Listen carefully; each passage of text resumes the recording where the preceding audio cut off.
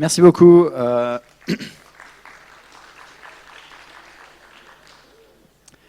Merci beaucoup pour l'invitation et merci à toutes et à tous d'être là. Alors, on va parler un peu des crises énergétiques, du contexte énergétique et des raisons de la transition énergétique ce soir. Alors, j'ai 1 heure. Je pense qu'on va passer assez rapidement sur les premières diapos sur l'introduction parce que je pense que ce sont des choses que vous devez déjà connaître, ce qui permettra de parler aussi un petit peu de métaux à la fin de la présentation. Alors, tout d'abord, on va parler rapidement du rôle de l'énergie. Qu'est-ce que l'énergie et quel a été son rôle dans le développement de nos sociétés. Ensuite, on parlera des raisons pour lesquelles on doit aujourd'hui changer notre système énergétique, la double contrainte carbone.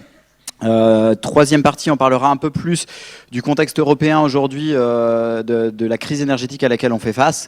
Et dans un quatrième temps, on pourra discuter de quelques éléments sur ce qu'on peut faire à présent. Alors, rôle de l'énergie. Essayez de vous projeter 2 siècles en arrière et de mesurer l'ampleur des changements que l'humanité, nos modes de vie ont pu connaître depuis lors. Quand vous vouliez vous déplacer il y a 2 siècles, vous alliez d'un point A à un point B à pied, éventuellement avec des chevaux, avec des relais de poste si c'était un peu éloigné, et éventuellement vous pouviez prendre un bateau si vraiment vous aviez besoin d'aller loin, mais ça c'était pas tout le monde qui pouvait le faire. La plupart des gens naissaient, vivaient, mouraient au même endroit et ne se déplaçaient quasiment pas. La façon de se faire la guerre était aussi très différente. Il y a plus de 2 siècles, on se battait avec des objets contondants. Aujourd'hui, on a des armements extrêmement perfectionnés, des missiles, des avions qui vont au-delà de la vitesse du son, des sous-marins nucléaires, etc. Les logements ont aussi fortement évolué. Beaucoup de logements n'étaient pas en dur, donc étaient en bois ou en terre il y a plus de 2 siècles. Aujourd'hui, tout le monde a un logement avec un confort moderne. La température de confort en période pré-industrielle, l'hiver, à l'intérieur, c'était 13 degrés. Je ne suis pas sûr que beaucoup de monde aujourd'hui associe 13 degrés en intérieur à confort. En tout cas, c'était la norme en intérieur. Aujourd'hui, tout le monde a accès à du chauffage, de l'électroménager qui rend tout un tas de services, etc. En fait, ce qui s'est passé, c'est avant tout une évolution de notre système énergétique. En physique, comme vous le savez sans doute, l'énergie, j'espère, l'énergie, c'est ce qui quantifie un potentiel de transformation. Donc, dès que tout n'est pas parfaitement froid et immobile dans l'univers, vous avez des transferts énergétiques qui quantifient le changement. Vous pouvez trouver l'énergie sous différentes formes, thermique, sous forme de chaleur, mécanique, sous forme de mouvement, sous forme de rayonnement, sous forme chimique, sous forme atomique. Ce qui a limité le développement de l'humanité pendant l'essentiel de notre histoire, c'était l'accès à l'énergie mécanique. C'est pour ça que je vous ai mis une photo de moi là avant les vacances d'été. En gros, ce que vous pouviez votre capacité à transformer l'environnement pour produire des biens et des services était limitée par le nombre d'heures que vous aviez dans une journée. Si vous voulez cultiver un champ, par exemple, même si vous avez accès à des animaux, des bœufs par exemple, vous n'allez pas pouvoir contrôler 500 bœufs tout seul. Donc, en fait, la superficie de champs que vous pouvez cultiver sans mécanisation, donc juste avec de la force humaine et animale, est limitée par vos capacités physiques. Tournant des années 1000, on commence à développer des moulins à vent et à eau un peu partout en Europe. Ça permet de libérer des bras, première forme d'exode rural, un développement de l'artisanat, un grossissement des villes, amélioration des conditions de vie. Mais ça restait quand même assez limité. Ce qui s'est passé au 19e siècle, en fait, c'est le développement d'une machine inventée au 18e siècle, qui est la machine à vapeur, qui permet fondamentalement de convertir de l'énergie thermique en énergie mécanique. Or, l'énergie thermique, elle est abondante, il suffit de brûler tout et n'importe quoi, du bois, du charbon, du pétrole. Pour la convertir en énergie mécanique. Donc l'énergie mécanique qui limitait la quantité de biens et de services qu'on pouvait produire, n'était plus limitée par la force humaine et animale. Ça a entraîné un fort développement de notre pouvoir d'achat et de notre capacité à transformer l'environnement pour produire plein de choses. Juste pour illustrer cette évolution, ici je vous ai mis une photo d'excavatrice à lignite. Le lignite, c'est du charbon brun, c'est un charbon de mauvaise qualité allemande. Ce machin-là peut extraire à peu près autant de lignite en 1 heure que 300 000 humains en une journée. Et dans chaque mine à ciel ouvert, vous en avez plusieurs. Tout ça pour montrer que la mécanisation, ça n'a pas juste libéré des bras qu'on pu faire autre chose, ça a permis de faire des activités dans un ordre de grandeur qui était complètement impossible auparavant. Il y a quelques mois, j'ai visité le musée des armateurs à Saint-Malo, musée du commerce maritime avant la période industrielle. En gros, ils expliquaient qu'ils avaient deux routes commerciales. Il y avait la route de l'Amérique du Sud et la route des Indes. L'Amérique du Sud, c'était 3-4 ans de trajet. Les Indes, c'était 5-6 ans. Un taux de retour des navires de 70%, donc quand même 30% qui se perdent en mer.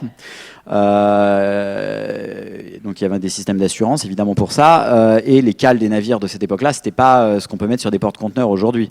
Donc imaginez la valeur de ce qu'on pouvait importer d'Amérique du Sud ou d'Inde. Quand importer prenait plusieurs années avec un taux de retour de 70% dans des navires qui ne peuvent pas emporter grand-chose. Et en fait, tout ce qui existait à la période pré-industrielle, enfin tout ce qu'on connaît aujourd'hui qui existait à la période pré-industrielle coûtait extrêmement cher.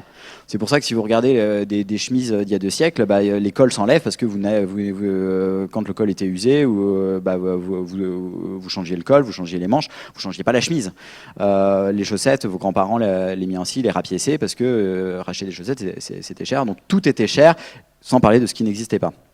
Ici, vous avez l'évolution de la consommation énergétique mondiale depuis le 19e siècle. Vous voyez que, période pré-industrielle, on consomme surtout de la biomasse. C'est pour se chauffer, essentiellement, se chauffer, faire la cuisine.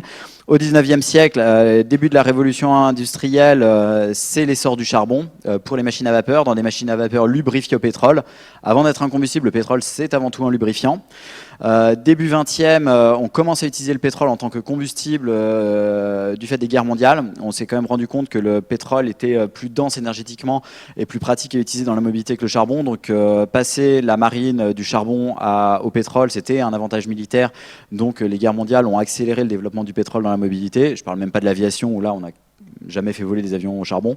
Enfin, sauf les Allemands, mais eux, en fait, c'était pas au charbon, c'était quand même avec des carburants liquides qu'ils faisaient à partir de charbon, du fait du manque de ressources pétrolières qu'ils avaient, c'est-à-dire qu'ils avaient beaucoup de charbon, ils n'avaient pas de pétrole, donc pendant la Deuxième Guerre mondiale, ils ont fabriqué des carburants liquides et gazeux qui leur coûtaient très cher et qui étaient de mauvaise qualité. C'est aussi l'une des raisons d'ailleurs pour lesquelles ils ont perdu la guerre,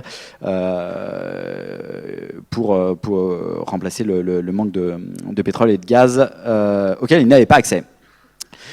Deuxième moitié du XXe siècle, avec les premiers chocs pétroliers, on commence à utiliser du gaz. On n'utilisait pas trop le gaz avant parce que c'est compliqué à transporter. D'ailleurs, est-ce que vous savez pourquoi on appelle le gaz naturel naturel ? Ouais.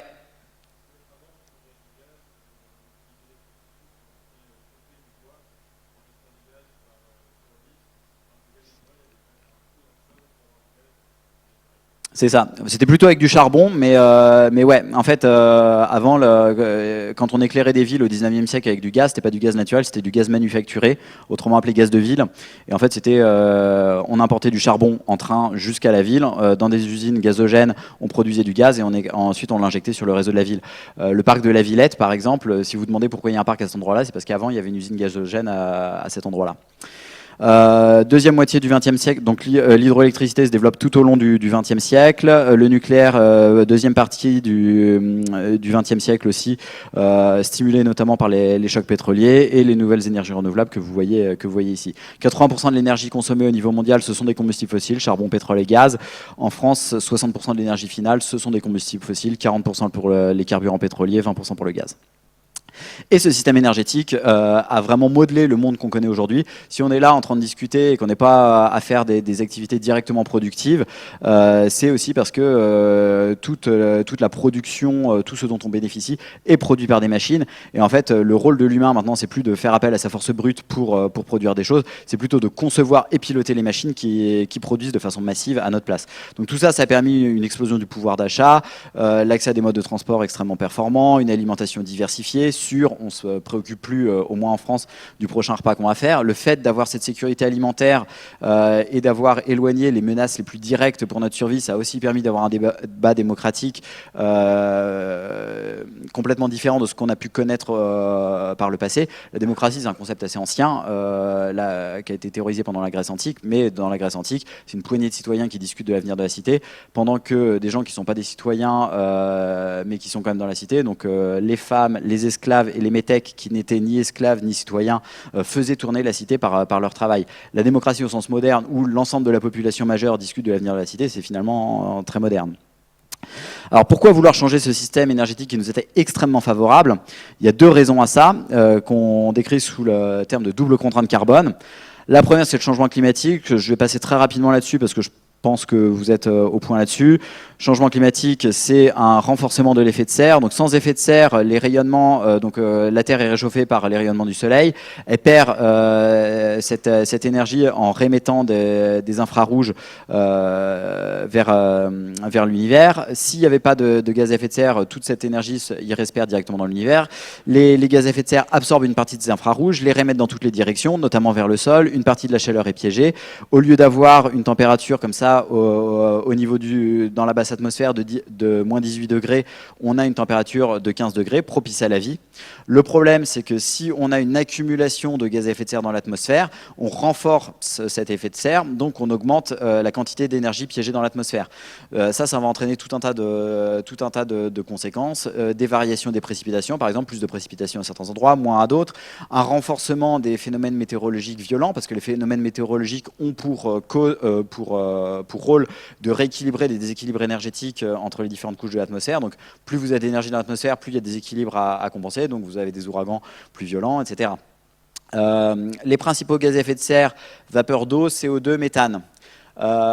Pourquoi est-ce qu'on parle moins de la vapeur d'eau que du CO2 et du méthane? Ouais. Pardon? Tout à fait. En fait, contrairement au CO2 et au méthane, la concentration de vapeur d'eau dans l'atmosphère n'est pas dirigée par nos émissions, elle est dirigée par la température. Si la température s'élève, il y a de l'évaporation, l'atmosphère contient davantage de vapeur d'eau. Si la température diminue, il y a précipitation, donc grêle, pluie, neige. La concentration en vapeur d'eau dans l'atmosphère diminue. Donc les émissions anthropiques de vapeur d'eau ne jouent pas sur le climat. Mais par contre, la vapeur d'eau a un effet de renforcement du changement climatique parce que vu que le climat se réchauffe du fait de l'accumulation de CO2 et de méthane dans l'atmosphère peut contenir davantage de vapeur d'eau. Donc la vapeur d'eau renforce le réchauffement climatique. C'est un effet indirect. La concentration de CO2 dans l'atmosphère a varié au cours du temps. Là, vous pouvez voir l'évolution de la concentration en CO2 sur les 800 000 dernières années. Mais vous voyez que ça n'a rien à voir avec l'envol qu'on connaît depuis quelques décennies, que vous voyez à droite de ce graphique. Et en fait, 75% de ces émissions de gaz à effet de serre viennent du secteur énergétique, c'est-à-dire de la combustion des combustibles fossiles, pétrole, gaz et charbon. Donc on pioche du carbone stocké dans le sous-sol depuis quelques dizaines à quelques centaines de millions d'années. On le relargue dans l'atmosphère. Pour le reste, ce sont des émissions alors qui peuvent venir du ciment. Quand vous faites du ciment, vous relarguez du CO2. Les émissions liées à l'agriculture foresterie, donc déforestation, les émissions de méthane liées au système digestif particulier des ruminants, les émissions d'oxyde d'azote liées aux engrais par exemple. Donc tout ça, c'est ce que vous allez retrouver dans le cas restant. Juste pour donner un ordre de grandeur, on ne se rend pas forcément compte de la quantité de CO2, de carbone qui a pu être émise dans l'atmosphère, en fait, récupéré du sous-sol et éjecté dans l'atmosphère, ajouté au cycle du carbone. En fait, la masse totale de carbone qu'on a récupéré dans le sous-sol et émis dans l'atmosphère depuis le début de la révolution industrielle, c'est équivalent à la masse totale des végétaux qu'il y a sur Terre aujourd'hui. Donc voilà, c'est juste pour donner un ordre de grandeur. Alors ici, je vous ai mis un graphique extrait du dernier rapport du GIEC. Alors, juste pour quelques éléments de contexte, le GIEC, c'est pas un organisme qui fait de la recherche, c'est un organisme qui dresse une méta-analyse de tous les travaux de recherche sur le climat mondiaux. Donc, c'est une agence des Nations Unies avec des scientifiques qui viennent de tous les pays du monde, séparés en 3 groupes de travail. Un groupe sur les mécanismes du climat, un groupe sur les conséquences du changement climatique et un groupe sur l'atténuation, adaptation au changement climatique. Tous les 6-7 ans, ils produisent un rapport qu'on appelle rapport d'évaluation. En fait, c'est 3 rapports, un rapport pour chaque groupe de travail, qui dresse un panorama de l'état des connaissances sur le climat. Donc, dedans, vous allez trouver, chaque élément que vous allez pouvoir trouver dans ce rapport est accompagné d'un niveau de certitude. C'est-à-dire que ce rapport explique ce qu'on sait de façon certaine, parce que, en gros, tous les scientifiques du monde sont d'accord là-dessus, et ce sur quoi il reste encore des incertitudes, parce que les travaux de recherche au niveau mondial n'ont pas encore tranché. Donc quand certains vous disent que le GIEC poursuit un agenda, etc., à moins d'imaginer un complot mondial de tous les chercheurs mondiaux de différents organismes, que ce soit des organismes publics, des universités, etc., se mettre d'accord, c'est juste pas possible. En fait, voilà.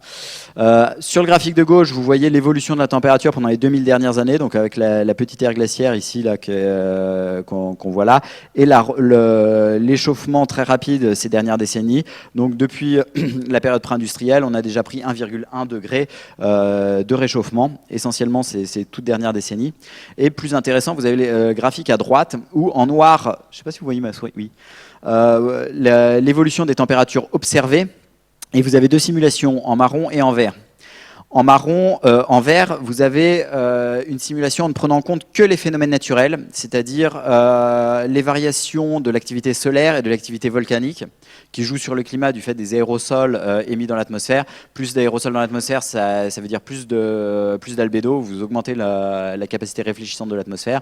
Donc une partie plus grande des rayons du soleil sont réfléchis, donc ça a un effet refroidissant. En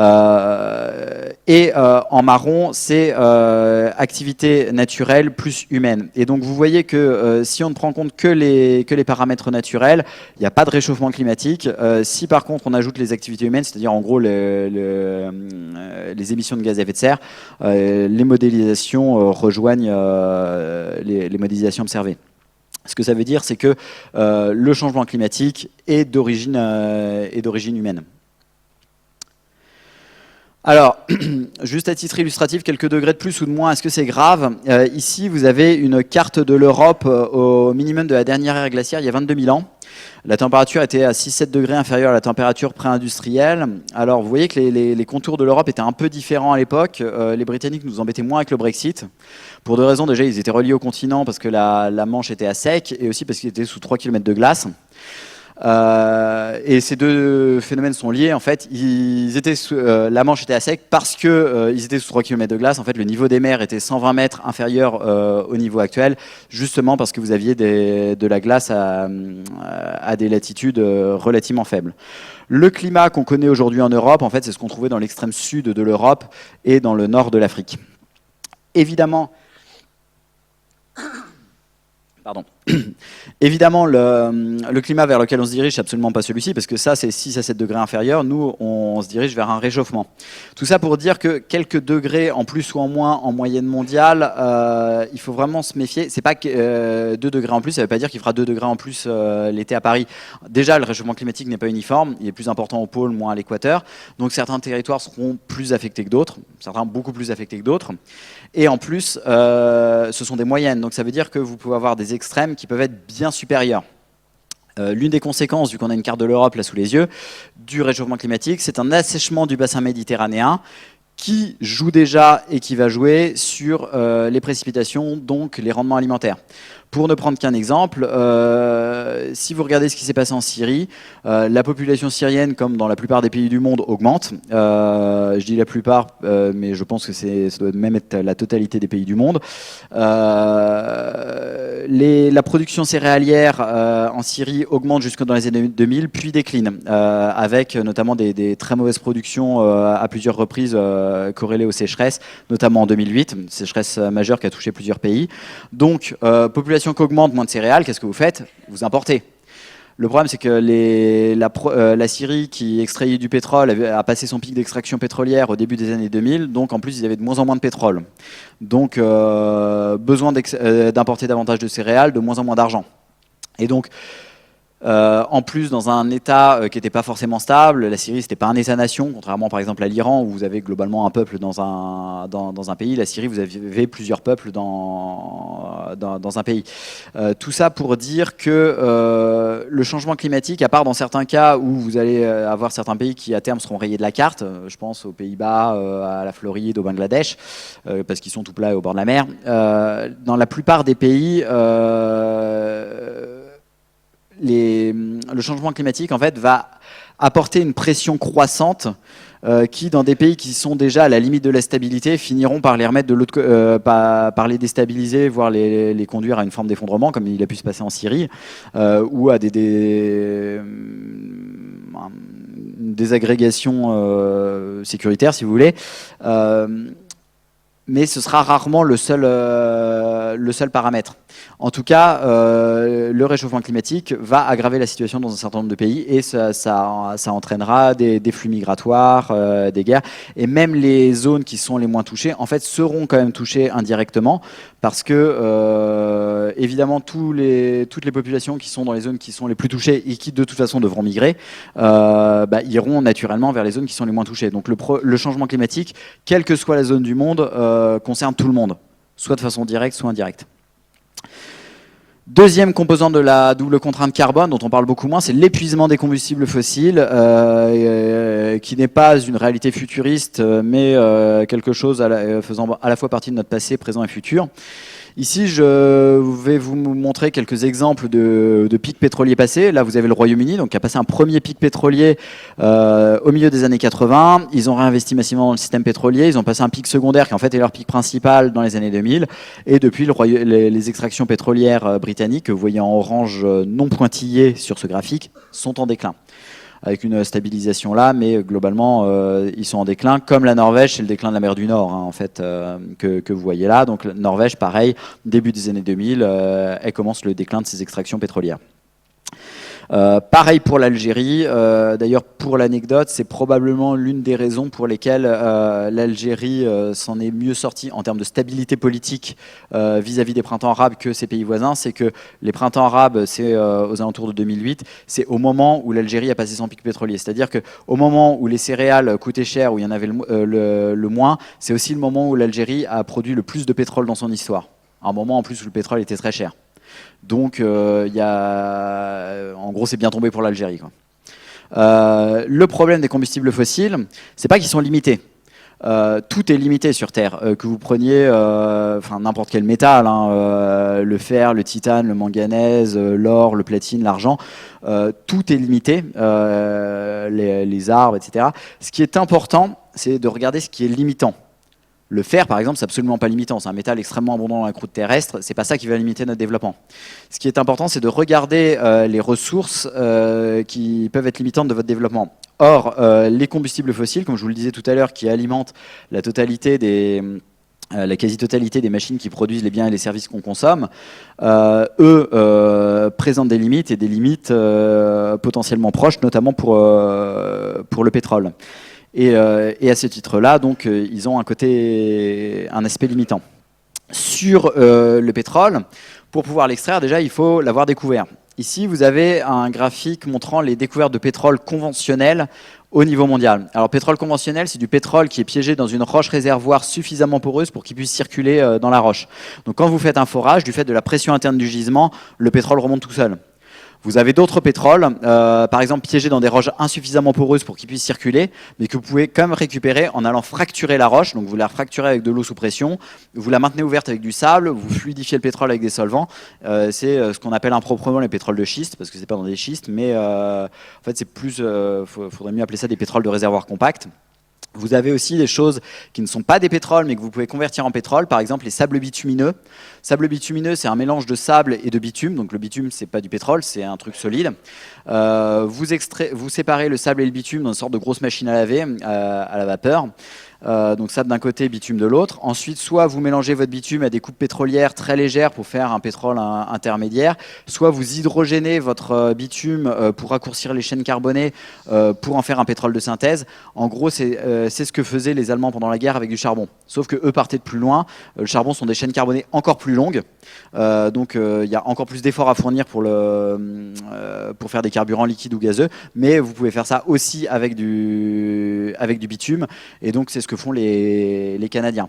Évidemment, ça demande plus d'énergie et de ressources de faire du pétrole ou d'aller chercher du pétrole à partir de bitume ou dans des réservoirs compacts que les gros gisements de pétrole conventionnels qu'on a pu connaître par le passé. Ce que vous voyez sur ce graphique, donc le premier pic, là, c'est la découverte du gisement de Khawar en Arabie Saoudite. Là, on a le passage du pic des découvertes dans les années 60. À partir des années 80, les découvertes deviennent inférieures aux extractions.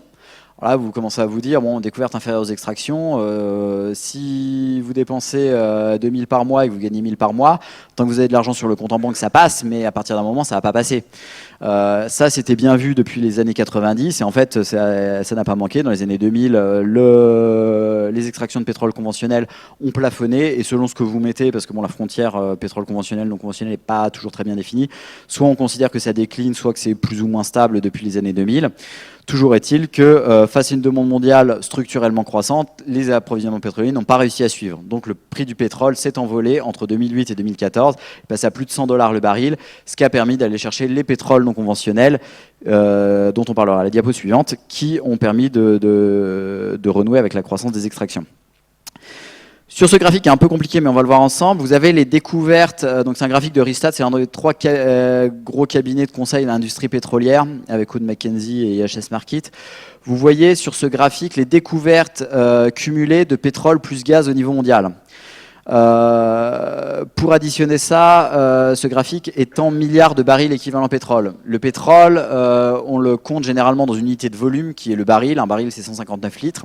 Et si vous voulez avoir une unité d'énergie à partir de ça, en fait, on compte en baril équivalent pétrole, c'est-à-dire baril équivalent pétrole, c'est l'énergie contenue dans un baril de pétrole. Et donc comme ça bon, c'est pas une unité du système international, mais c'est pas mal utilisé dans l'industrie pétrolière. Et donc là, ce graphique est en milliards de barils équivalent pétrole.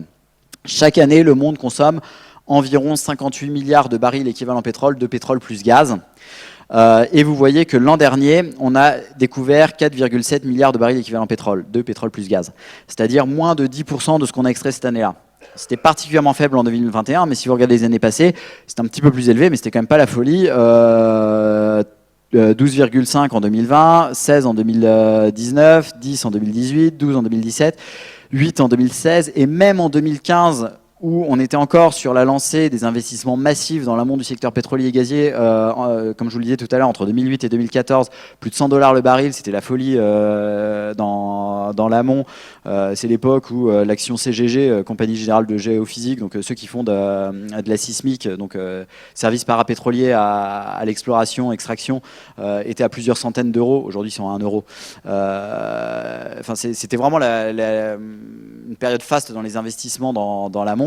Donc même en 2015, où on était encore un peu dans la lancée de ça, ce qui a été découvert cette année-là, c'est un tiers de ce qu'on a extrait globalement cette année-là. Ah oui, tiens, bon, je vous ai pas mis une diapo. Bref, ce qui a permis en fait de renouer avec la croissance, regardez pas trop ça tout de suite, ce qui a permis de renouer avec la croissance des extractions en fait depuis les années 2000, ce sont les pétroles non conventionnels. Comme je vous le disais tout à l'heure, réservoirs compacts, sable bitumineux. On va toujours chercher aussi quelques conventionnels, mais qui deviennent moins intéressants que le schiste. Bon, les sables bitumineux ont vraiment un taux de retour énergétique vraiment pourri. Le taux de retour énergétique, c'est l'énergie que vous récupérez sur l'énergie que vous avez investie pour aller la chercher. C'est-à-dire, si vous voulez aller chercher du pétrole dans le désert saoudien, par exemple, il ne vous suffit pas d'aller tout nu dans le désert saoudien. Il va falloir investir de l'énergie pour fabriquer un derrick, pour aller forer, pour récupérer votre pétrole. Donc, vous avez un investissement énergétique pour récupérer de l'énergie. Et ce qui est intéressant, c'est de regarder le taux de retour énergétique, en gros, le prix physique de votre énergie.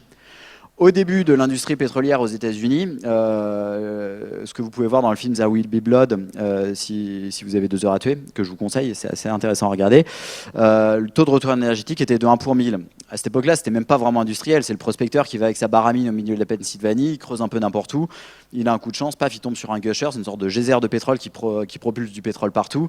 Tant bien que mal, il canalisait ça. Vous avez des photos de l'époque, c'était atroce, il y avait du pétrole vraiment partout. C'était extrêmement facile d'en trouver. Après, on a dû aller le chercher en creusant un petit peu plus profondément, puis en mer peu profonde, puis en mer profonde. En Arabie Saoudite, on est à 1%, donc vous investissez un baril, vous en récupérez 100. En 2014, sur le conventionnel, on était à 1 pour 20 en moyenne mondiale. Aujourd'hui, on est plutôt sur le conventionnel entre 1 pour 10 et 1 pour 15, selon ce qu'on regarde. On peut même descendre en dessous de 1 pour 10 si on va sur de l'offshore ultra profond. Le pétrole de schiste, on était à 1 pour 7 en 2013-2014. Ça s'est amélioré, on est à 1 pour 30 aujourd'hui. Les sables bitumineux, ça s'est pas beaucoup amélioré. Par contre, on était à 1 pour 4 en 2013-2014. Maintenant, on doit être à 1 pour 7, quelque chose comme ça.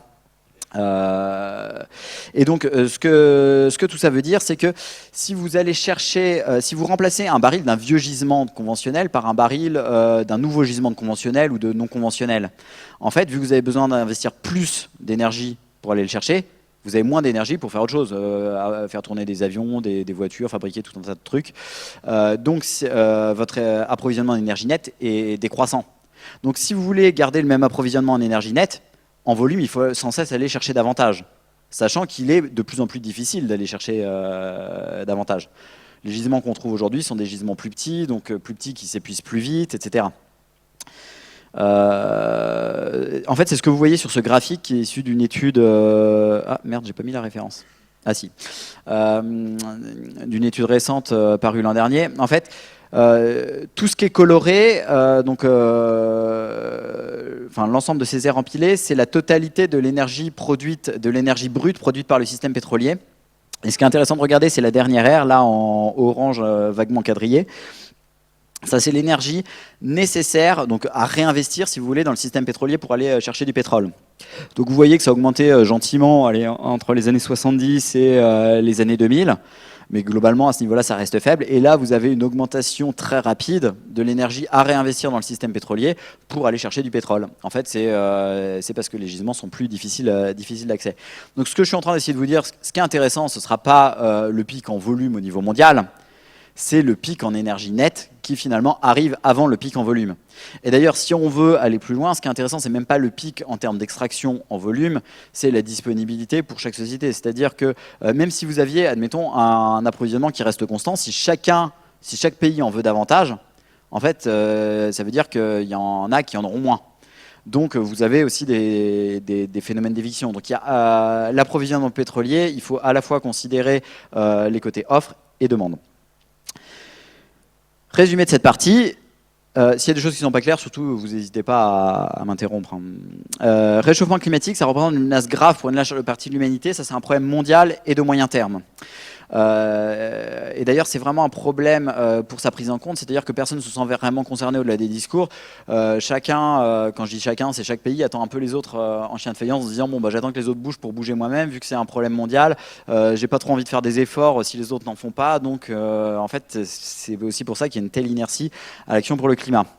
L'épuisement des combustibles fossiles menace aussi nos modes de vie, mais là par contre c'est une contrainte avec une composante locale et de court terme, c'est-à-dire que même si les autres pays n'en tiennent pas du tout compte, si votre pays en tient compte et fait des efforts pour se sevrer des combustibles fossiles, il sera plus résilient face aux chocs à venir sur les combustibles fossiles que les autres.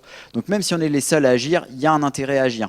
On aura une industrie plus résiliente, une population qui pourra garder davantage de services face à des contraintes arrivant là-dessus.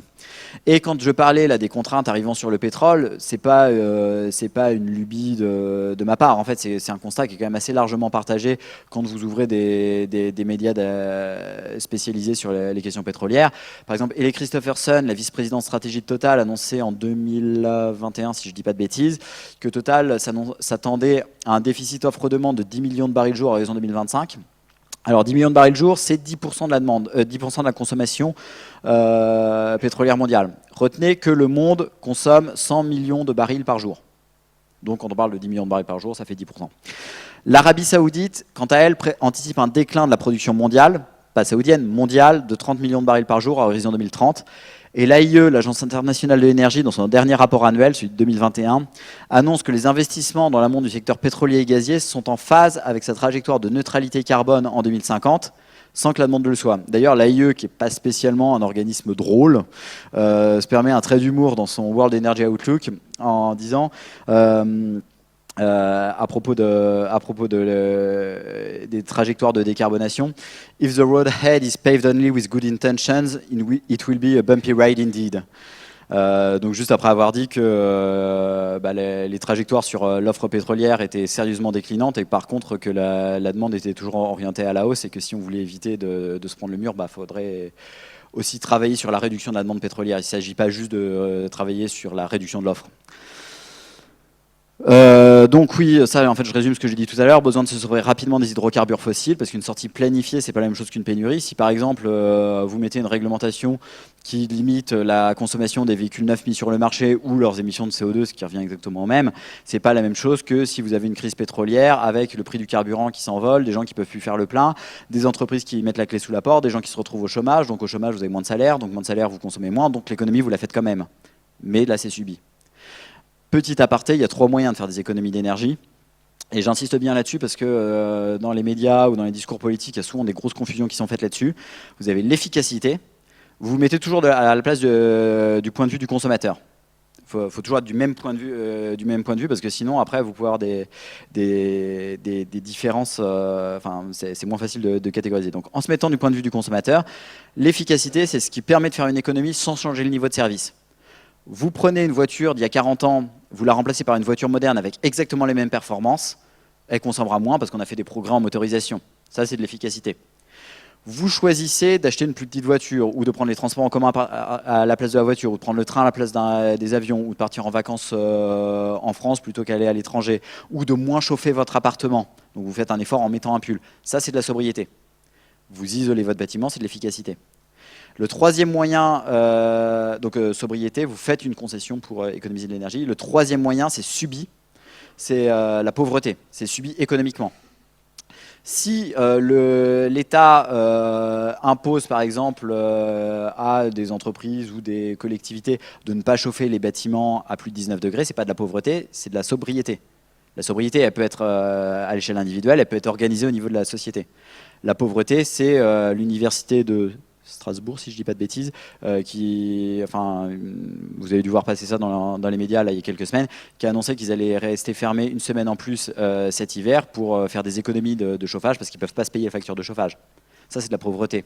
La pauvreté, c'est la régie de transport madrilène qui a annoncé de réduire de 10% la fréquence de ses trains parce que sa facture électrique est passée de 110 000 euros par jour à 800 000 euros par jour et qu'ils ne peuvent pas suivre. Quand vous avez des entreprises papetières qui réduisent leur production, des entreprises d'engrais qui réduisent leur production ou qui mettent la clé sous la porte, ou des métallurgistes qui font la même chose, ça c'est de la pauvreté.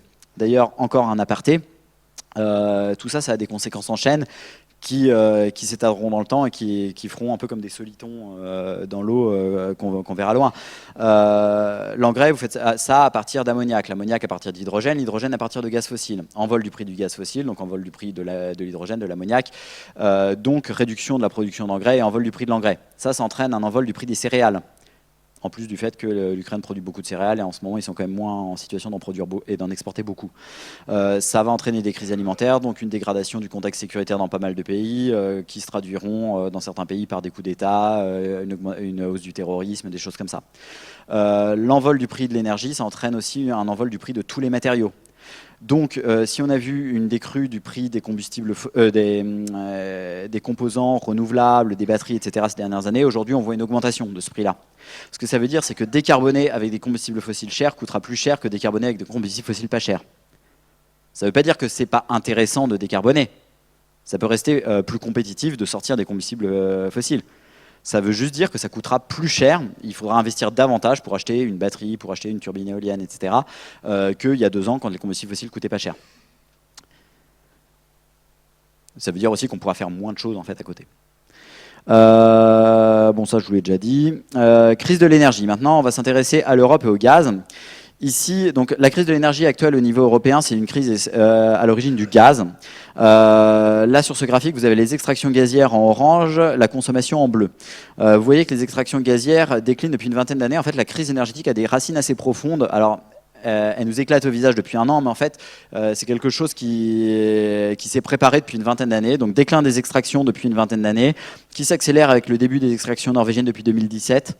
Alors, Norvège devrait réussir à stabiliser sa production, peut-être même la faire augmenter un petit peu pendant quelques années, mais globalement, ça ne devrait pas changer fondamentalement la donne. Évidemment, entre la consommation et les extractions, c'est de l'importation. Pourquoi est-ce que ça diminue ici?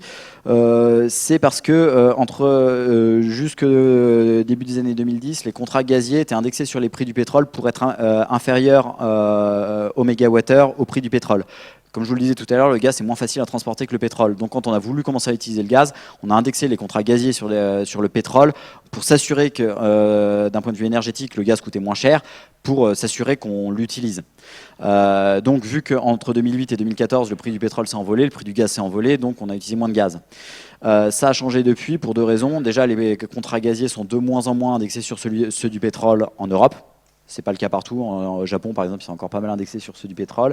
Et aussi parce qu'avec le boom notamment du gaz de schiste, le marché du gaz est beaucoup mieux alimenté. Donc, il y a eu un effondrement du prix du gaz depuis 2014. Donc, à la fois gaz plus indexé sur le prix du pétrole et prix du gaz qui s'effondre parce qu'il y en a beaucoup. Donc, ça a entraîné une hausse de la consommation de gaz. Et là, vous voyez d'ailleurs que, au-delà des beaux discours sur le climat, en fait,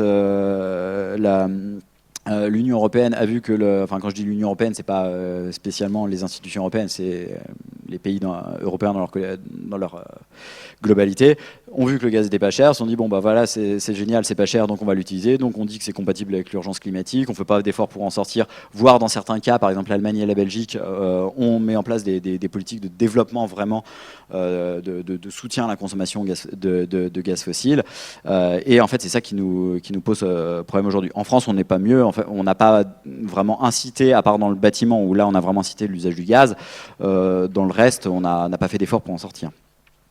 Donc ce que je vous disais, entre extraction et consommation, évidemment, il y a les importations que vous voyez ici. Deux moyens d'importer du gaz.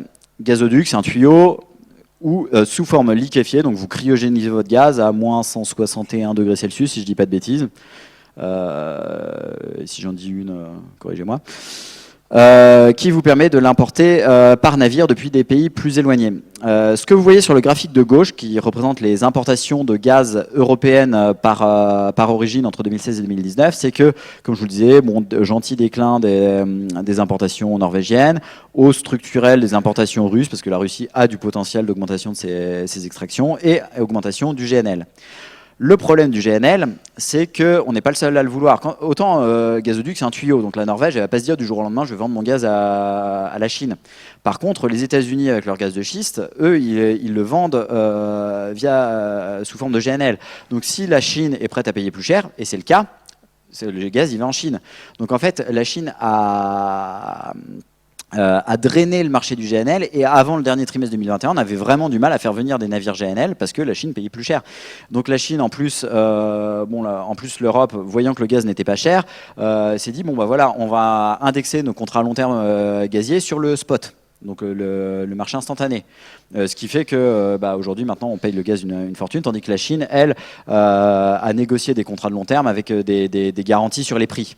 Donc aujourd'hui, la Chine a accès à du gaz moins cher. Et en fait, si aujourd'hui, on arrive à saturer nos terminaux gaziers, c'est aussi parce que la Chine nous revend des cargaisons qu'elle a achetées via des contrats de long terme beaucoup plus cher.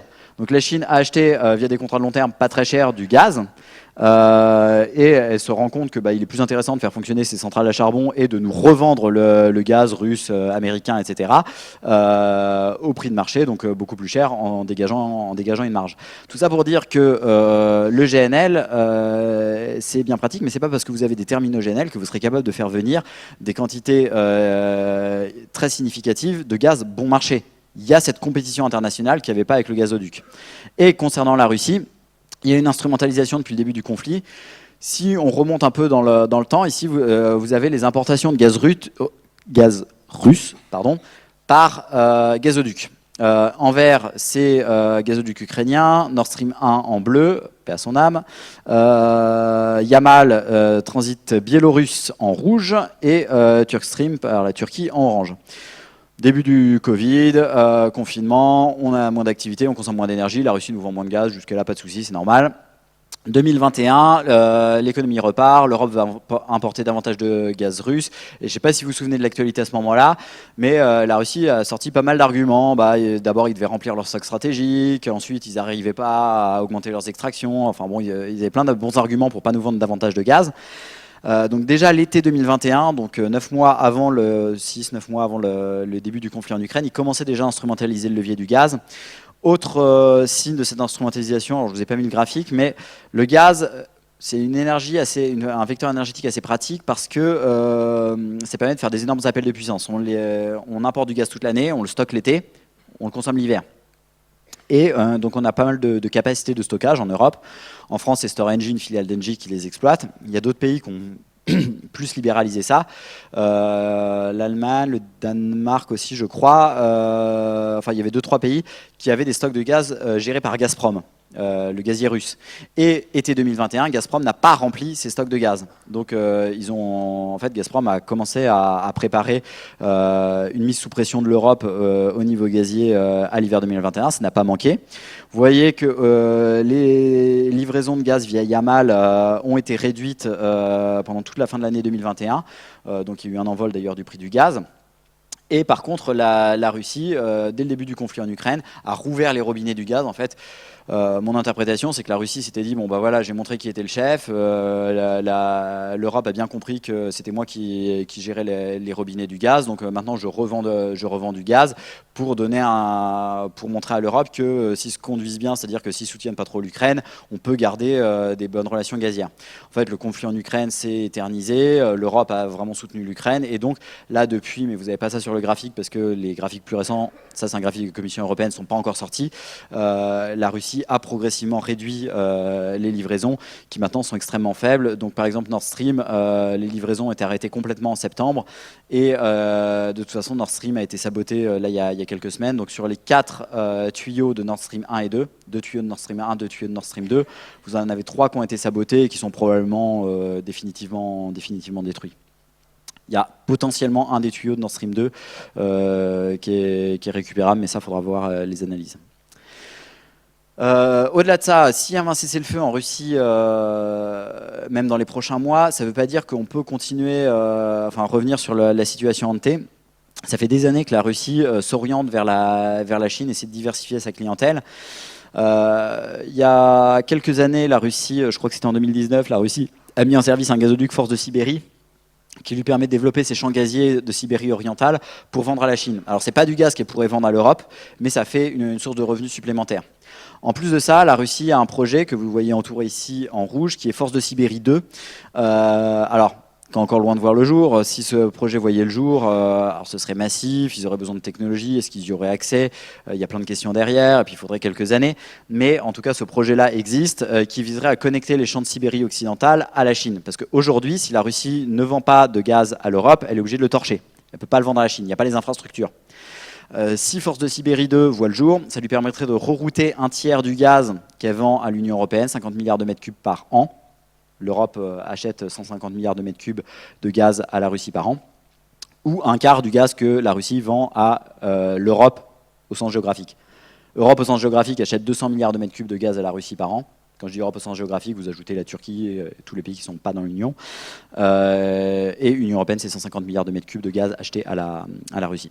Donc voilà, il y a Force de Sibérie 2 et en fait la Russie ne s'en cache pas. Il y a quelques mois, Alexei Miller, le DG de Gazprom, a expliqué dans les colonnes du Financial Times que l'avenir de Gazprom résidait en Asie.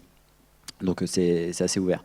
Alors tout ça, évidemment, les réductions des livraisons gazières entraînent un envol du prix du gaz. Ici, vous avez le prix en euros par mégawattheure. Vous voyez qu'avant la crise, on était à 20-30 euros le mégawattheure. Alors là, vous ne voyez pas vraiment parce que 2021, les prix du gaz augmentaient déjà. Mais avant la crise, donc 2019, on était à 20-30 euros le mégawattheure. Aujourd'hui, ça tourne aux alentours de 200 euros le mégawattheure, donc x10. Ça entraîne une destruction de demande en Europe. Le marché, il gère la rareté. Donc, de toute façon, les économies de gaz, on va les faire. S'il n'y a pas suffisamment de gaz qui rentre, on ne peut pas brûler plus de gaz que ce qui rentre. Donc là, on a le choix. Soit, ce qui est le cas actuellement, on laisse le marché gérer. C'est-à-dire qu'on va perdre des morceaux de l'économie progressivement. Je vous parlais tout à l'heure des métallurgistes, des papetiers, de l'engrais, enfin, plein d'industries intensives en énergie. De la précarité énergétique, alors moins en France qu'ailleurs, parce qu'en France, le gouvernement a mis en place des mesures assez fortes pour protéger les consommateurs. Mais si vous prenez un peu le cas extrême opposé, la Belgique, là, il n'y a quasiment rien qui est mis en place pour protéger les consommateurs. Et vous avez des ménages où la facture énergétique annuelle peut monter à plus de 15 000 euros. Je ne sais pas si vous vous rendez compte, mais en sortie d'école, 15 000 €, ce sera la moitié de votre salaire, hein, à peu près. Donc, un petit peu moins peut-être, mais en tout cas, c'est l'ordre de grandeur. Donc, ça veut dire qu'une bonne partie de la population ne peut pas payer ses factures à ce niveau-là. L'autre option, c'est que les gouvernements gèrent la pénurie et disent, bon, bah, telle activité est essentielle, on préserve, et telle activité n'est pas essentielle, donc on coupe. Et quand je dis essentiel, c'est pas en termes de rentabilité. Un transport en commun, par exemple, ça peut ne pas être très rentable. Par contre, en termes d'utilité sociale, c'est extrêmement important. Et si vous laissez les transports en commun tomber, par exemple, si la SNCF à un moment devait réduire la fréquence de ce train parce qu'ils peuvent plus payer leur facture énergétique, c'est pas le cas pour l'instant, mais voilà, ça voudrait dire qu'on met plus de voitures sur les routes, donc on aggrave le problème par ailleurs. Vous voyez ce que je veux dire? Donc là, le choix qu'on a, c'est soit prendre des mesures fortes pour arbitrer, en fait, ce qui nous semble important ou non, ou laisser le marché gérer le truc. La Russie a très bien joué en fait sur le gaz, parce que vous voyez que la facture énergétique, la facture gazière européenne trimestrielle, qui était entre 10 et 20 milliards d'euros par trimestre avant la crise, est passée à 80 milliards d'euros début 2022. Et là, je vous parle même pas de son niveau actuel, qui est encore plus élevé. Pour la Norvège, j'ai vu passer un graphique là tout à l'heure. Ils devraient avoir une croissance de leur PIB de plusieurs dizaines de pourcents du fait de l'envol du prix du gaz. Entre 20 et 50% de croissance du PIB du fait du gaz qu'ils nous vendent, qui est passé de 20-30 € le mégawattheure à 200 € le mégawattheure. Et donc, la Russie, tout en mettant sous pression l'Europe en lui vendant moins de gaz, a dégagé un bénéfice énorme en vendant ce gaz beaucoup plus cher. Elles vendent un peu moins de gaz, enfin, elles vendent moins de gaz qu'elles vendent beaucoup plus cher, ce qui compense très largement les volumes moindres qu'elles vendent. Alors, que peut-on faire ? Sur le gaz, bon, il y a des éléments de marché sur le plafonnement du prix du gaz dont on pourrait parler. Quelques actions. Il va falloir planifier des actions à différentes échelles de temps. C'est-à-dire qu'à court terme, moyen terme, long terme, on n'a pas les mêmes leviers. À court terme, par exemple, on ne va pas construire des centrales nucléaires ou des éoliennes, etc. À horizon de 3 ans. Il va falloir faire avec les moyens du bord. Donc globalement, on a à peu près 3 leviers. Le principal levier, c'est la sobriété, comme je vous le disais. C'est arbitrer ce qui est essentiel et ce qui ne l'est pas pour faire avec les approvisionnements énergétiques dégradés. Donc ça nécessite à la fois de sensibiliser la population, expliquer quels sont les enjeux, pourquoi il faut le faire, expliquer quels sont les gestes les plus utiles, pas que les gens pensent que s'ils éteignent la lumière, c'est le plus utile qu'ils puissent faire, donc vraiment leur dire que le chauffage, la mobilité et le gros électroménager, voilà, c'est vraiment là qu'il y a des efforts à faire. Appel à flexibiliser les usages, mais ça c'est pareil, ça va reposer sur la sensibilisation des gens et la bonne volonté, donc ça reste limité. Sur la sobriété, pour la population, on peut faire appel à la bonne volonté, mais il y a aussi, notamment pour les entreprises, il va falloir utiliser la réglementation et faire respecter les réglementations. Par exemple, les terrasses chauffées sont interdites à Paris, par contre, vous en verrez parce que il n'y a pas de contrôle. Donc, il faut faire respecter les réglementations. Il y a d'autres réglementations qui peuvent être prises, par exemple, interdire les frigos sans porte dans les magasins, les panneaux publicitaires à écran, etc. Les frigos sans porte, Nathalie Kosciusko-Morizet en 2012 avait déjà négocié avec plusieurs enseignes de grande distribution qui s'étaient engagées à mettre des portes sur leurs frigos. Ils n'en ont toujours pas mis, donc là on peut réglementer maintenant. Et ça, c'est d'ailleurs aussi important pour l'acceptabilité des mesures de sobriété. Si vous voulez que les gens fassent des efforts et acceptent d'avoir froid par exemple cet hiver, ce qu'on peut accepter sous un angle de citoyenneté, il faut pas qu'ils aient l'impression qu'on se fout d'eux. Parce que s'ils voient des panneaux publicitaires à écran ou des gaspillages d'énergie, des frigos sans porte, etc., même si en soi ça ne représente pas énormément à l'échelle du pays, les panneaux publicitaires à écran c'est quelques dizaines de gigawattheures par an, c'est pas grand chose. Mais ça, la population, elle ne le sait pas. Donc si elle voit des gaspillages comme ça, elle n'aura pas du tout envie de faire des efforts, et si on lui demande, ça va l'énerver. Ce que je peux comprendre, moi ça m'énerverait. Et accélérer les projets déjà lancés de renouvelables. À moyen terme, c'est-à-dire entre 2-3 ans et 10 ans, là, il va falloir donc accélérer des nouveaux projets de renouvelables en compressant les étapes administratives. Sur l'éolien en mer, il faut 10 ans de concertation et enquête, recours, etc. Ensuite, vous avez 2-3 ans de construction. Donc, si on n'arrive pas à compresser ces 10 ans, on ne s'en sortira pas. Donc, il y a vraiment un enjeu de parallélisation des étapes et de limitation dans le temps des étapes administratives. pour développer les ENR et les systèmes de flexibilisation aussi. J'y reviens. L'efficacité, donc accélérer l'isolation du bâti, lancer une grande campagne de changement des chaudières à fioul, ce qui sera compliqué vu qu'on a subventionné l'installation de chaudières à fioul jusqu'en 2018. Donc voilà, mais tout ça c'est encore un problème d'absence d'anticipation. Et organiser la flexibilisation de manière plus subtile que ce qu'on peut faire à court terme. Par exemple, si vous avez un peu plus de temps, vous pouvez concevoir des contrats intelligents pour développer la flexibilité. Par exemple, contre des factures moins élevées, le consommateur définit une température de consigne basse, une température de consigne haute pour son chauffage en hiver. Il a tant de jours à la température basse, tant de jours à la température haute. C'est géré sur signal réseau, donc il n'a pas du tout besoin de le gérer. Et comme ça, ça permet de flexibiliser le réseau contre une facture plus basse pour le consommateur. De manière moins subtile, ce genre de mécanisme existe déjà au Texas, par exemple. Et à long terme, idem moyen terme, parce qu'on n'aura pas fini de développer les renouvelables, isoler les bâtiments, etc. Développer le nucléaire, évidemment, on ne fera pas sans. Bien entendu, tout ce qui est court terme, moyen terme, long terme, c'est pas parce que c'est du long terme que à plus de 10 ans, on peut se dire bon ben voilà, on attend et puis on va faire ça en 2027. Non, si on fait ça en 2027, ce sera bon pour 2040. Donc tout ce qui est court terme, moyen terme, long terme, les décisions doivent être prises maintenant, dans les mois à venir. Et en fait, ça c'est une conséquence de l'absence d'anticipation. C'est-à-dire que maintenant, il faut accélérer. Et si on veut que le long terme arrive le plus tôt possible, il faut que les décisions soient prises maintenant. Il va falloir jouer sur 4 leviers: la sobriété, l'efficacité, les énergies bas carbone, toutes. C'est l'une des conclusions fortes qu'on peut retenir de l'étude de RTE sortie en octobre. Si on veut s'amuser à éliminer l'une des énergies bas carbone pour une raison X ou Y, sur le papier, on peut trouver des scénarios pour faire sans, si on veut faire des scénarios sans nucléaire, par exemple. Par contre, ça nécessite de tels rythmes de déploiement de toutes les filières, côté offre, stockage, offre, flexibilité de la demande, stockage et réduction de la demande, que bon, en pratique, c'est pas réaliste. Quand vous regardez des scénarios énergétiques, d'ailleurs, faites toujours attention. C'est pas parce que quelque chose est possible sur le papier que c'est réaliste. Des scénarios énergétiques, il y a ce qui est modélisé et ce qui ne l'est pas, évidemment. Et il faut toujours regarder les hypothèses.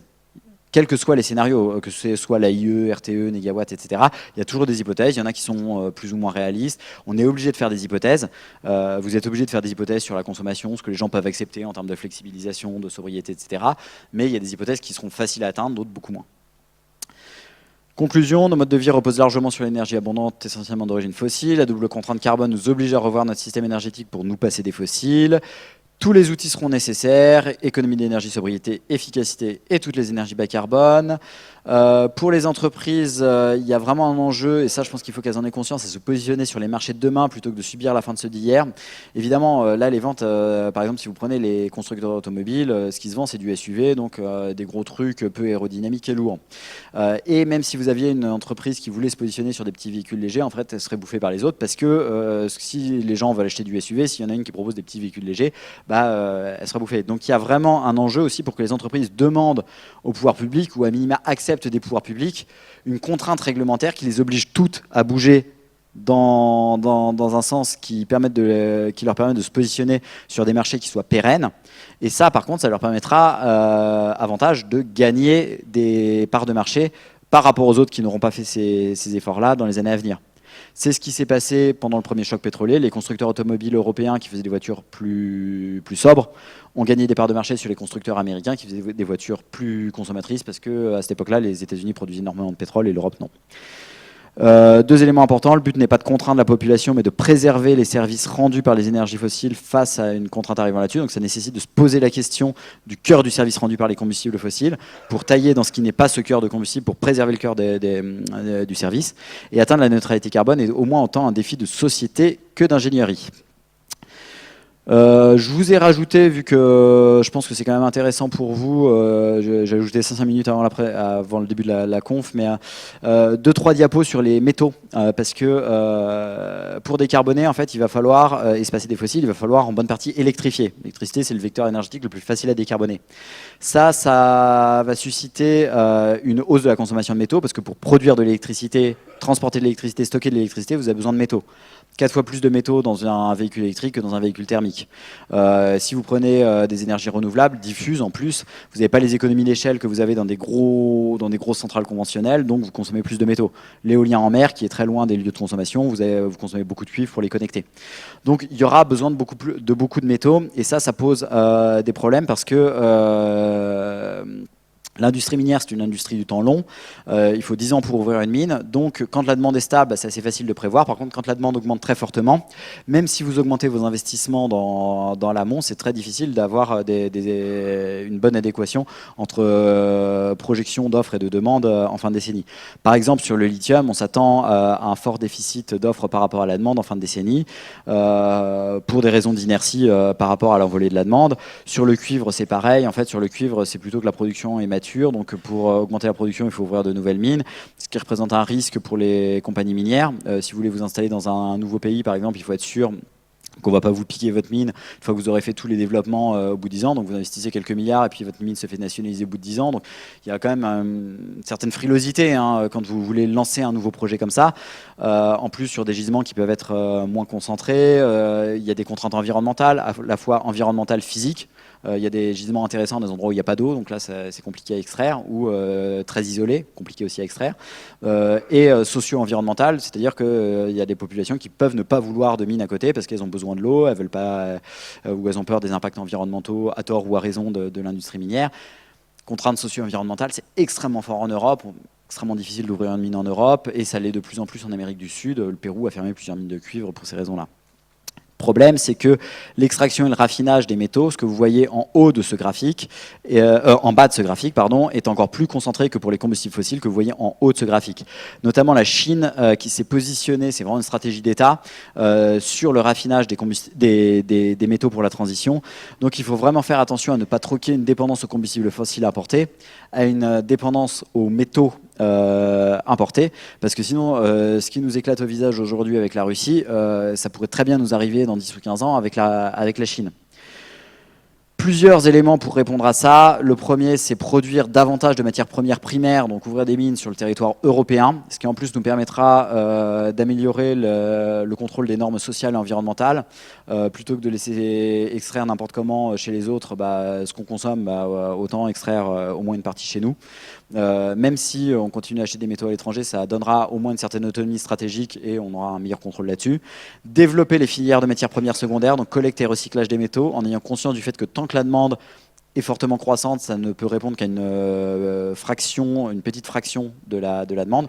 Typiquement, les batteries des véhicules électriques que vous recyclez aujourd'hui, ce sont celles qui ont été mises en service il y a 15 ans. Autrement dit, quasiment rien. Donc ça ne va pas du tout répondre à votre demande de lithium. Et les batteries qu'on pourra recycler dans 15 ans, c'est celles qu'on met en service aujourd'hui. Donc c'est très inférieur, a priori, à la demande de lithium de dans 15 ans. Et extrêmement important, et peut-être le plus important, maîtrise de la demande de métaux. C'est pas parce que quelque chose est entre guillemets bas carbone, ou au moins carboné que les alternatives fossiles, par exemple la batterie électrique, que on peut faire n'importe quoi avec. Si on fait des petits véhicules électriques, on en fera davantage que si on fait des Hummer électriques. Donc en fait, la voiture électrique, ça a un rôle à jouer dans la décarbonation.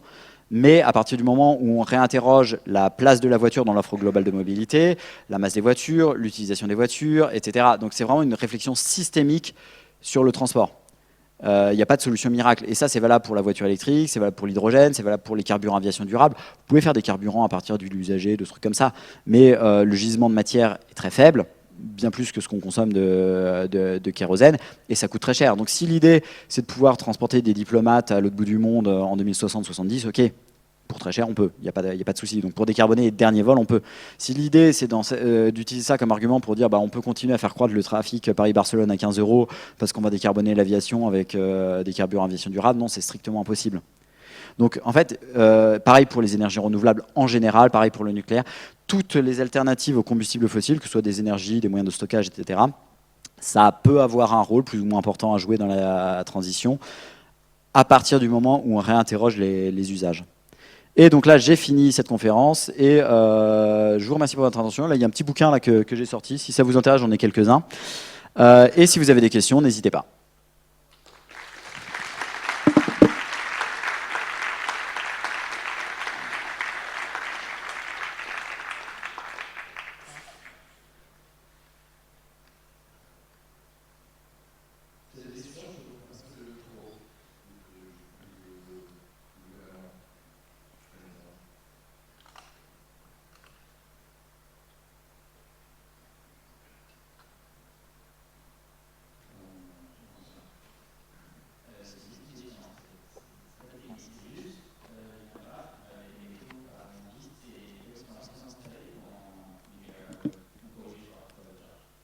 C'est en puissance installée.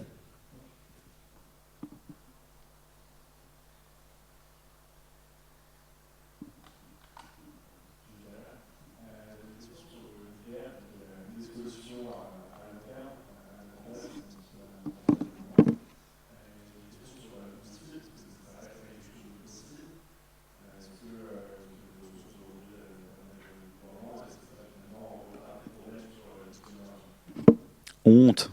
C'est pas fossile, c'est un métal. Les combustibles fossiles ce sont des matières organiques issues du vivant qui se sont fossilisées. C'est un métal. Plus sérieusement, en fait, il faut regarder la consommation générale de métaux en fait, même en tenant compte de... Non, mais je plaisantais, hein, c'était pas une attaque personnelle. Même en tenant compte de l'uranium, en fait, le nucléaire consomme moins de métaux que les énergies renouvelables, uranium compris. Après, l'uranium, c'est pas une ressource rare, et avec des réacteurs de 4e génération, en plus, on peut l'exploiter beaucoup mieux que ce qu'on fait actuellement. En fait, le problème du nucléaire, c'est pas tant ça. La matière, enfin l'uranium, il y en a plein. C'est plus son côté capitalistique qui a un vrai frein son développement. Par exemple, la Pologne, ça fait 20 ans qu'ils veulent avoir du nucléaire, mais ça fait 20 ans qu'ils n'ont pas envie de mettre un chèque sur la table. Donc en fait, ça fait 20 ans qu'ils sont pro-nucléaire sans rien faire. Alors là, ils accélèrent, mais voilà. Et en fait, pour plein de pays, c'est vraiment un frein. Le Royaume-Uni, par exemple, a voulu pendant longtemps des réacteurs nucléaires en voulant les faire financer par le privé, et c'est pas arrivé. Il a fallu que le gouvernement mette en place des systèmes pour permettre à ça d'émerger. Donc le financement, l'acceptation, et aussi le fait que ça produise de l'électricité, éventuellement de la chaleur, mais pas des carburants liquides. Donc le nucléaire, c'est très bien pour chasser de l'électricité au charbon, par exemple, ou au gaz. Par contre, pour chauffer des bâtiments, ça va être moins facile. Dans les villes, on peut envisager de la cogénération. C'est un peu l'intérêt des SMR, d'ailleurs, les petits réacteurs modulaires. L'idée, c'est de pouvoir mettre des petits réacteurs plus proches des lieux de consommation. Par exemple, la Finlande est intéressée pour remplacer du chauffage centralisé à charbon de villes par des petits réacteurs halogènes, notamment. Et là, ils n'ont pas vraiment de scrupules là-dessus. Ils ont une grosse centrale à charbon au milieu d'Helsinki pour chauffer Helsinki, et ils aimeraient bien remplacer ça par un SMR. Donc là, il y a un intérêt là-dessus. Par contre, à la campagne, ce sera plus compliqué. Donc le nucléaire permet de faire des trucs, mais ne permet pas de faire d'autres choses. Et d'ailleurs, ça me permet d'embrayer sur une autre idée reçue. Des fois, on entend la fusion nucléaire, énergie limitée, qui nous permettrait de faire tout et n'importe quoi. Non, la fusion nucléaire présente le même type de limite que la fission nucléaire. La fission nucléaire, donc à l'uranium, on n'est absolument pas limité par le combustible actuellement, on ne le sera pas à un horizon proche.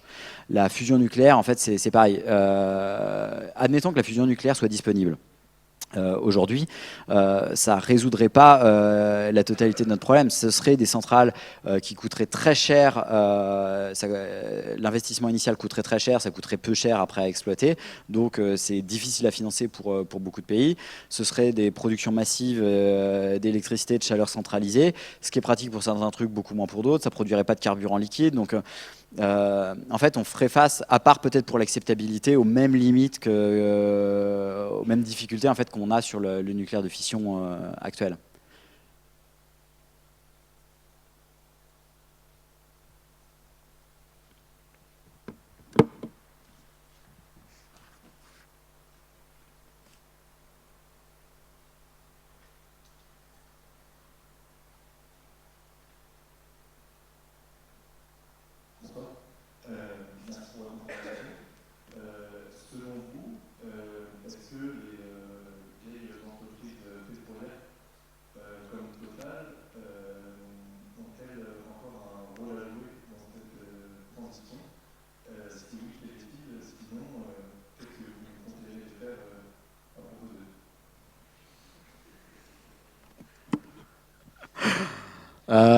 C'est une bonne question. Oui, non, évidemment, elles ont un rôle à jouer parce qu'elles ont elles ont des compétences très significatives dans plein de domaines.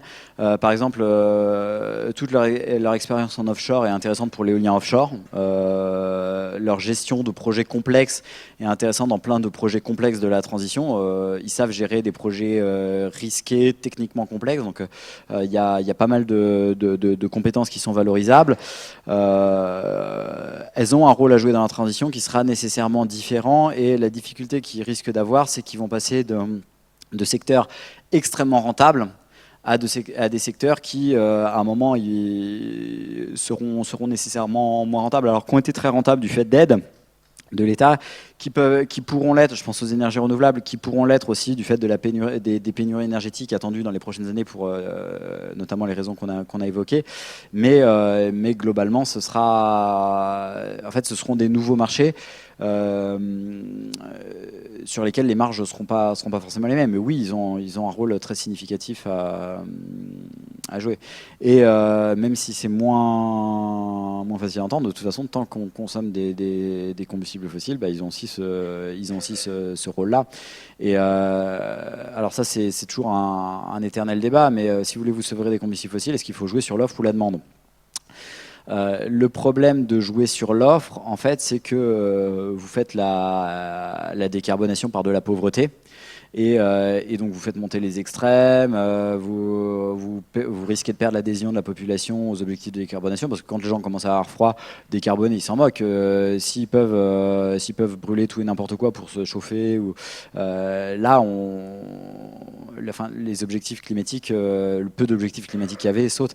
Donc c'est une question qui n'est pas simple. En fait, le problème, c'est qu'actuellement, on traite plutôt de la décarbonation sous l'angle de l'offre. Mais si on ne réduit pas la demande en parallèle, ça crée de la pénurie, quoi.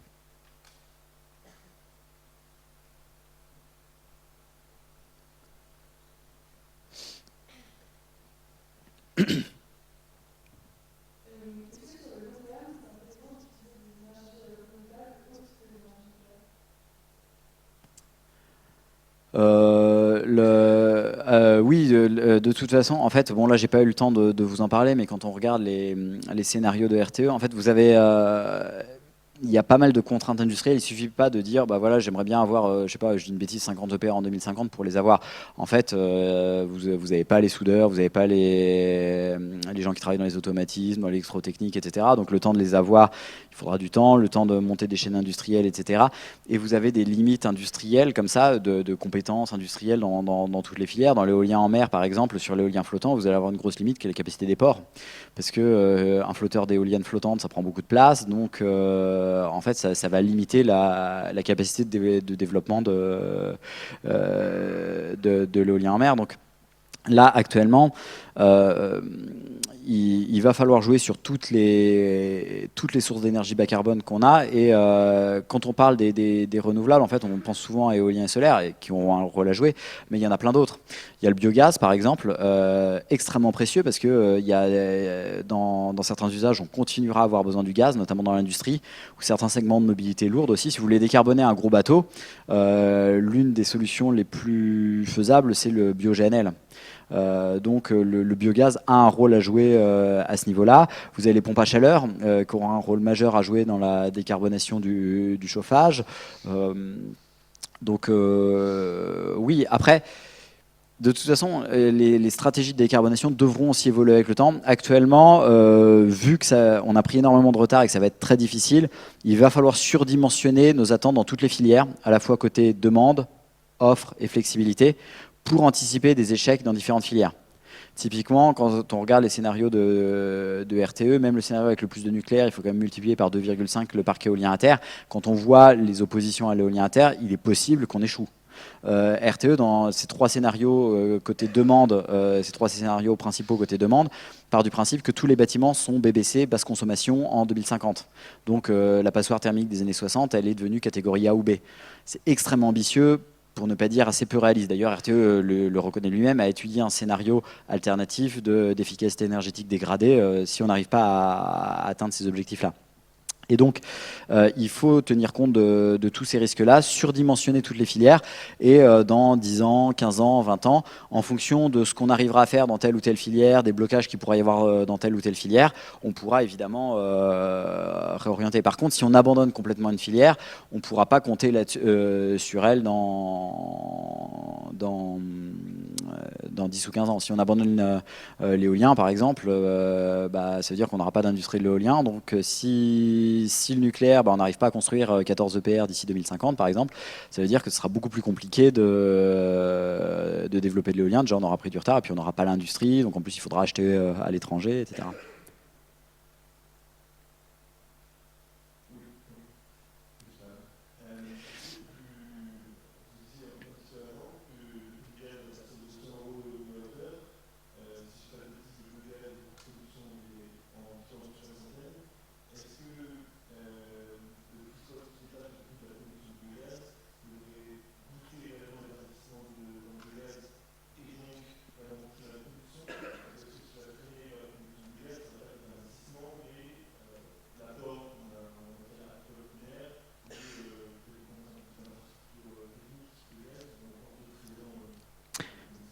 Alors, pour l'instant, il n'y a vraiment pas de problème de gisement. Le gisement identifié, alors les chiffres que j'avais, qui dataient un peu, c'était 130 TWh par an de gisement mobilisable de biogaz. Aujourd'hui, on est à 7 TWh de production par an. Et là, les industriels ont augmenté encore leur estimation du gisement. Ils estimeraient 200 TWh. En fait, ce qui va freiner plutôt... alors, le biogaz se développe de façon très, très forte en ce moment. Ce qui peut le limiter, ce sont quand même les garanties de l'État. C'est pas parce que le gaz coûte 200 € par mégawattheure que les gens qui peuvent investir vont investir dedans, parce que vous savez pas du tout si dans 1 an, 2 ans, 3 ans, le prix du gaz... Enfin, vous savez qu'il va pas se maintenir à 200 € le mégawattheure, parce que il y a plein d'activités qui sont pas solvables à ce niveau-là. Donc, s'il se maintient à ce niveau-là, ça va être une catastrophe économique, et donc il y aura une forte destruction de demande, et donc le prix va redescendre. Il devrait a priori se maintenir plus au-delà des 20-30 € par mégawattheure qu'on a connu par le passé, mais de là à savoir à combien il va être dans 2, 3 ans, 4 ans, 5 ans, 10 ans, c'est extrêmement difficile. Donc en fait, ces projets-là nécessitent quand même des garanties de la part de l'État, avec des tarifs d'achat fixes, qui leur permettent d'assurer leur rentabilité. Donc tout ça dépend du nombre de contrats que l'État va accorder. Par contre, là, vu que l'État a beaucoup moins besoin de compenser les prix, quand le prix du gaz était très, très peu élevé, l'État devait compenser énormément. Là, aujourd'hui, le prix du gaz est très cher, donc ce sont même plutôt les projets qui compensent, qui repayent à l'État. Donc ça peut permettre à l'État d'ouvrir davantage de projets, davantage de soutien, mais c'est plutôt là qu'il va y avoir que le rythme va se faire. Et après, quelque chose qui peut freiner aussi, ça peut être les oppositions locales, parce qu'il y a aussi des oppositions locales au biogaz pour des raisons d'odeur.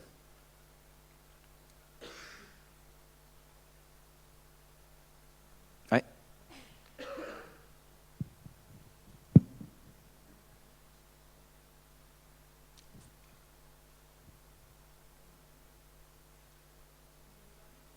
Il y a un bouton avec une lumière normalement.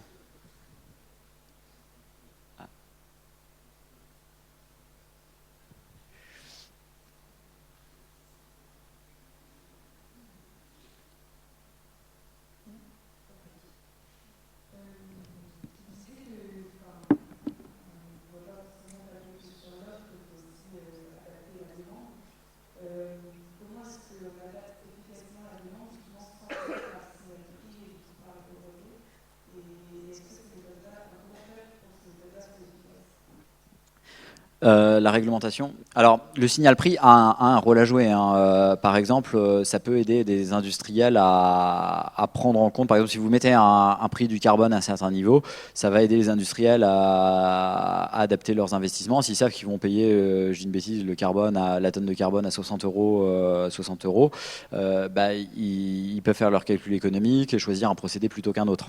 Il y a quand même une vigilance à avoir sur la protection de ces industries-là par rapport aux importations. C'est-à-dire que si vous mettez un prix du carbone très élevé, les productions industrielles, alors il y a des productions industrielles difficilement délocalisables, par exemple le ciment, vous n'allez pas l'importer de Chine, enfin vous produisez sur place. Par contre, il y a des productions qui peuvent être délocalisées. Donc là, il y a tout un enjeu pour mettre un mécanisme d'ajustement carbone aux frontières, en gros une taxe carbone aux frontières, qui soit équivalente à ce que paye un industriel en Europe. Et ce mécanisme-là doit être solide et sans faille si on veut pouvoir monter le prix du carbone sans perdre les industriels. Mais sinon, il y a aussi tout un enjeu sur la réglementation. Par exemple, si vous voulez décarboner la mobilité, vous pouvez décider d'augmenter le prix du carburant, mais dans ce cas-là, l'effort d'économie va être fait par les ménages les plus fragiles qui ne pourront pas se payer le plein. Et vous risquez de les retrouver sur les ronds-points quand ils ne pourront plus aller au boulot. Par contre, vous pouvez aussi réglementer la consommation des véhicules neufs mis sur le marché ou les émissions de CO2 des véhicules neufs mis sur le marché. Et là, l'économie va être faite par ceux qui achètent un véhicule neuf, qui auraient acheté un véhicule qui consomme beaucoup et qui vont devoir acheter un véhicule qui consomme moins. Et donc, vous ne privez personne de mobilité. L'économie aura été faite à l'achat du véhicule sur un véhicule qui sera plus sobre et qui aura moins d'options, sera plus léger, plus aérodynamique, etc. Donc ne pas négliger à mon sens le rôle de la réglementation, les aides aussi, qui doivent être bien arbitrées. Tout à l'heure, je parlais des chaudières à fioul. Parce qu'en fait, ce que se disait l'État, c'est que ouais, mais regardez, vous avez un ménage pauvre à la campagne, il a sa chaudière à fioul, elle tombe en panne. Le plus facile, c'est quand même de l'aider à réinstaller une chaudière à fioul. C'est ce qui, à court terme, va lui coûter le moins cher. C'est le plus facile, il va être content. Ouais, mais on peut, quand on dirige un pays, on ne peut pas se permettre d'avoir une vision de court terme comme ça, parce qu'en fait, ça veut dire qu'on a aidé quelqu'un qui, en plus, n'a pas beaucoup de moyens et donc a dû quand même payer de sa poche à installer quelque chose qui économiquement va lui péter entre les doigts parce que le prix du pétrole risque de s'envoler dans les années à venir. Donc là, il aurait fallu que, il n'y ait pas de subvention à l'installation de chaudières à fioul depuis longtemps. Et l'installation de chaudières à fioul qui a été interdite il y a quelques mois maintenant, ça fait longtemps que ça devrait être interdit. Et si tel avait été le cas, le parc de chaudières à fioul, 3 millions de logements en France sont chauffés par des chaudières à fioul, serait plus faible. Et donc après, si on veut sortir des chaudières à fioul, orienter les aides vers ça, donc les taxes peuvent jouer, enfin donner des signaux prix, mais après on peut aussi donner des aides et ne pas sous-estimer le rôle de la réglementation, qui permet d'ailleurs des fois d'avoir des effets beaucoup plus élevés. Si vous convertissez en termes d'économie ce qu'une réglementation peut faire en euros à la tonne de CO2 évité, des fois vous avez des réglementations qui peuvent permettre d'atteindre des économies très élevées en euros par la tonne de CO2 évité, parce que les gens ne font pas le calcul en fait. Si vous avez, enfin, par exemple, je me souviens plus quelle est la limite sur le permis B, mais vous n'avez pas le droit de conduire un véhicule qui fait 6 tonnes avec un permis B, ça doit être 2-3 tonnes, je ne sais plus la limite. Bon, bah voilà, personne va manifester dans la rue parce que c'est insupportable de ne pas pouvoir conduire un véhicule de 6 tonnes, voilà, c'est réglementaire. En fait, en mettant des réglementations, vous pouvez avoir des effets très forts, mais qui ne sont pas subis autant comme une privation que quand vous mettez une taxe dont l'acceptabilité est... Enfin, les gens, ils voient très rapidement le montant et ça passe moins bien. Ouais.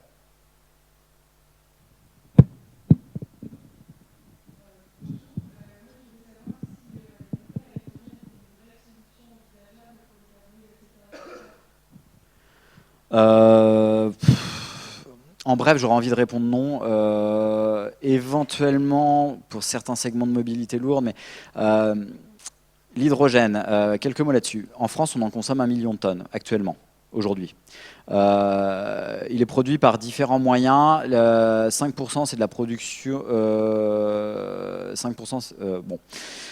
60% de cette production d'hydrogène, ce sont des coproduits d'autres choses. C'est-à-dire quand vous faites du coke pour la métallurgie, vous produisez aussi de l'hydrogène. Donc ça, c'est un coproduit. Vous ne produisez pas l'hydrogène pour lui, vous produisez du coke et l'hydrogène est un coproduit. Vous produisez de l'hydrogène dans l'industrie pétrolière, vous produisez de l'hydrogène dans l'industrie du chlore aussi. Voilà.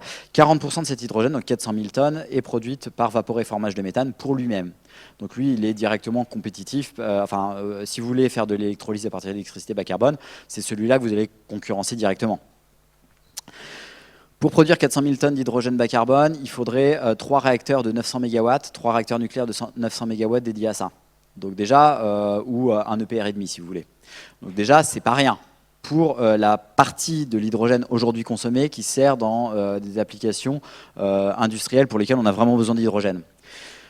Si on développe l'hydrogène, c'est d'abord pour décarboner certains segments de l'industrie qu'on ne pourra pas décarboner autrement. Par exemple, la métallurgie, si vous voulez réduire un minerai oxydé en minerai non oxydé, il faut un réducteur. Aujourd'hui, c'est du coke, ça émet du CO2. Si on veut décarboner différemment, soit on fait de la capture et stockage de carbone, mais c'est quand même compliqué, on ne peut pas le faire partout, soit on utilise de l'hydrogène bas carbone. Donc là, l'hydrogène bas carbone a toute sa pertinence dedans. Certains segments industriels, vous allez pouvoir faire des molécules carbonées à partir d'hydrogène bas carbone et de biomasse ou de CO2. Donc là, il y a une pertinence. Éventuellement, si on a encore du RAB, on peut en utiliser un petit peu, soit hydrogène ou dérivé dans la mobilité lourde, mais il ne faut vraiment pas se leurrer à la fois sur les coûts, parce que chaque fois que vous changez de vecteur énergétique, il faut des infrastructures et il y a des pertes. C'est pour ça que l'électricité coûte plus cher que le gaz et que l'hydrogène coûte plus cher que l'électricité, parce qu'il y a besoin d'infrastructures et il y a des pertes. Et tout ça, ça dépend aussi de la quantité d'électricité bas carbone que vous avez. Et si vous vouliez remplacer le carburéacteur, donc le jet fuel qu'on met dans les avions en France, il vous faudrait, j'avais fait le calcul, 11 EPR dédiés à ça, en admettant que les technologies existent, ce qui n'est pas le cas, et puis de toute façon, on n'envisage pas de remplacer pour le long courrier, de faire des motorisations hydrogène pour les longs courriers. C'est envisagé que pour les courts courriers, qui, soit dit en passant, peuvent être remplacés par des trains. Mais, même si on avait les technologies pour remplacer tous les avions par des avions à hydrogène, il faudrait quand même soit 11 EPR, soit 19 000 éoliennes terrestres pour produire cet hydrogène. Donc,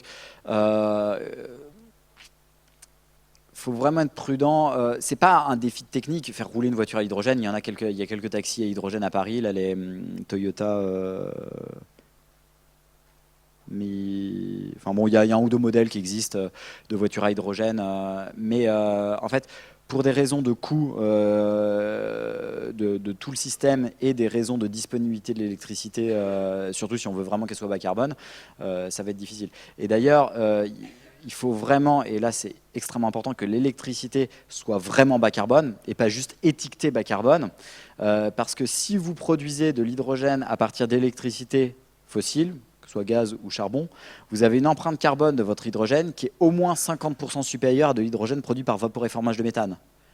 Donc si vous greenwashez de l'hydrogène en le produisant avec de l'électricité étiquetée renouvelable, mais qui est en pratique produite par des combustibles fossiles, c'est encore pire que si vous faites votre hydrogène directement à partir de gaz fossile. Et c'est encore pire que si vous utilisez directement les combustibles fossiles sans passer par le vecteur hydrogène.